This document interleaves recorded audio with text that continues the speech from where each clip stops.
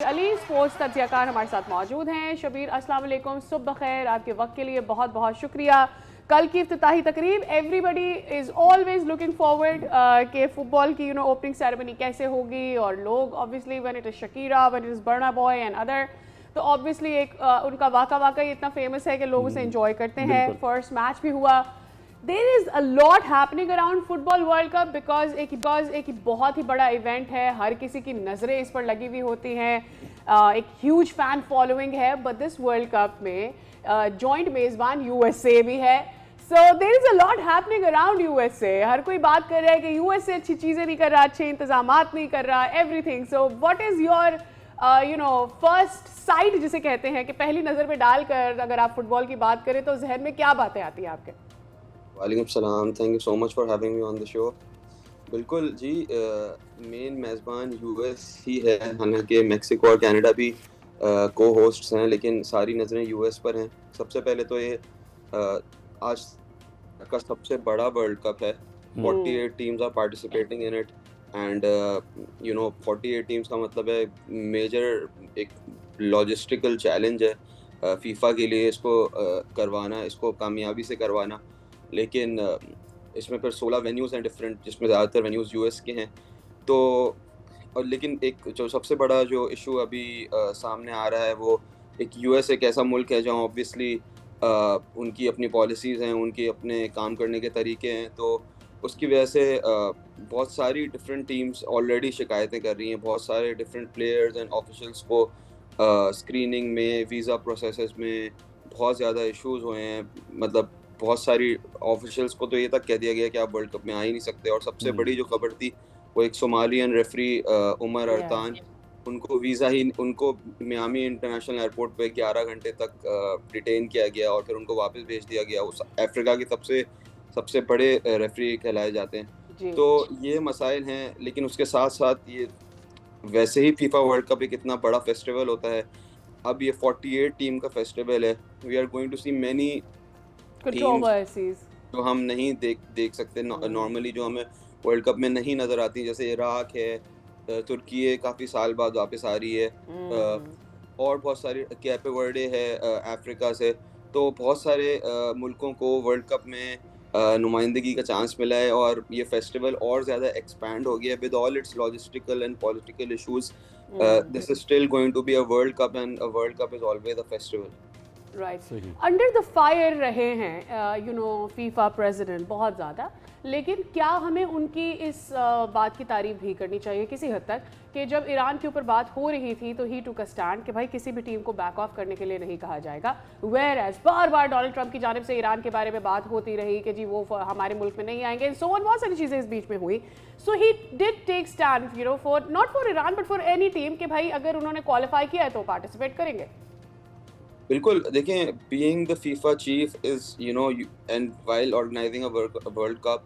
You are always in a very difficult place. या you have a lot of responsibility over you. आपको hosts को भी खुश रखना है, आपको पार्टिसिपेंट्स को भी खुश रखना है। You are the representative of everyone.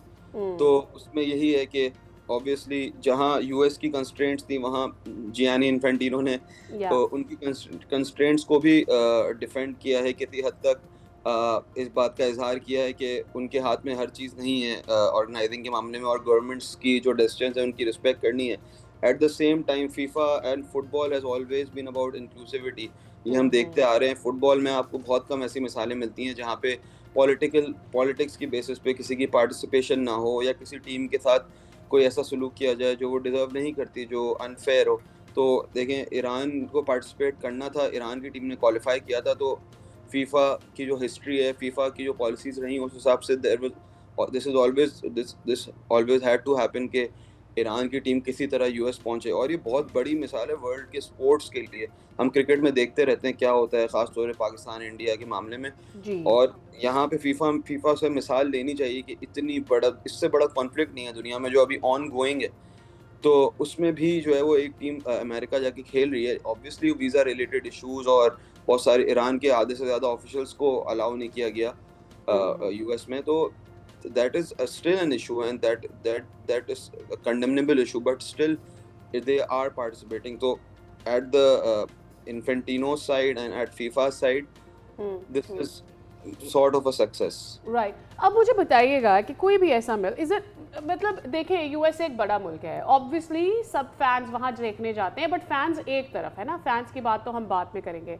Senegal की टीम की इतनी हाई स्क्रूटनी हुई इतना हाई सिक्योरिटी उनको वेट इतना करवाया गया वी नो सोशल मीडिया पे वो वीडियो गर्दिश करती रही उज़्बेकिस्तान के लिए इतने मसाइल पैदा हुए वो भी एक हाई स्क्रूटनी से गुजर कर बार बार सवालात so many hours of wait and then Somali जो रेफरी हैं उनका वीज़ा आप पहले उनको वापस भेज देते हैं फिर वो आते हैं और वो ह्यूमिलिएशन अलग है खैर ह्यूमिलिएशन तो अब यूएसए के लिए भी है कि आप ये क्या कर रहे हैं बट द क्वेश्चन इज़ कि अगर किसी मुल्क को इतने खदशात हैं किसी प्लेयर के आने से किसी टीम के आने से किसी रेफरी के आने से तो वो अपना सिक्योरिटी निज़ाम बेहतर करेगी ना वो उन लोगों को मुश्किल में नहीं डालेगी and at the same time वो लोगों के वीज़ाज नहीं रिजेक्ट करेगी and if you are not ready to welcome इतनी बड़ी तादाद में fans why do you want this hosting of any bigger event बिल्कुल आपका अच्छा सवाल है और ये सवाल उठता रहेगा यूएस की तरफ देखें एक फीफा वर्ल्ड कप को होस्ट करना एक बड़े एजाज़ की बात होती है और बहुत सारे कंट्रीज कोशिश करते हैं इस एजाज़ को हासिल करने के लिए लेकिन वही वाली बात है आई थिंक एक तरफ आपकी एक स्पोर्टिंग जो इस्टेब्लिशमेंट होती है स्पोर्टिंग इंफ्रास्ट्रक्चर होता है वो एक या आपकी जो एक लोकल काउंसिल सिटी लेवल पे जो इंफ्रास्ट्रक्चर होता है वो कोशिश करता है कि हम इस तरह के इवेंट्स हमारे पास हों but then there are big agencies there is CIA there is the US security infrastructure वो एक अलग तरीके से फंक्शन करते हैं और आई थिंक आप बिल्कुल सही कह रही हैं इन दोनों के दरमियान जो कोऑर्डिनेशन है या जो एक फीफा वर्ल्ड कप का जब अग्रीमेंट साइन करती है कोई भी कंट्री तो they are bound to give ease to the participant they are bound to give them a smooth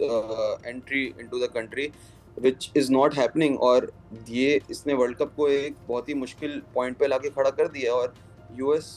जिस तरह पिछले 4 साल पहले जो कतर में वर्ल्ड कप हुआ था everyone was criticizing कि भाई कतर में क्यों हो रहा है उसकी बैकग्राउंड में बहुत सारी पॉलिटिकल इश्यूज थे लेकिन at the end of the day we are seeing that एक स्मूथ वर्ल्ड कप कराना कोई आसान बात नहीं होती चाहे आप छोटे मुल्कों या बड़े मुल्कों you have to take big steps और यूएस क्लियरली जो है वो US at the security level या at the you know all this visa level US की एक नाकामी ही नजर आ रही है और हर कोई याद रखेगा इस तरह आज लोग कतर का याद रखते हैं कि बहुत अच्छा वर्ल्ड कप हुआ था उसी तरह सालों तक लोग आई होप कोई बहुत बुरी चीज़ ना हो लेकिन आई थिंक ये चीज़ें अफेक्ट करेंगे और सालों तक लोग याद रखेंगे कि यूएस में जब वर्ल्ड कप हुआ था तो इस तरीके से हुआ तो यूएस के लिए एक बहुत बड़ा एडवर्टाइजमेंट है एब्सोल्युटली और अगले आने वाले इवेंट्स के लिए लोग लुकअप भी करेंगे कि यूएसए में कोई इवेंट होने जा रहा है तो they want to go there watch there अपना वीजे के पैसे तो नहीं जाया बाय जस्ट सप्लाइंग बहुत शुक्रिया Shabib was wonderful to have you on the show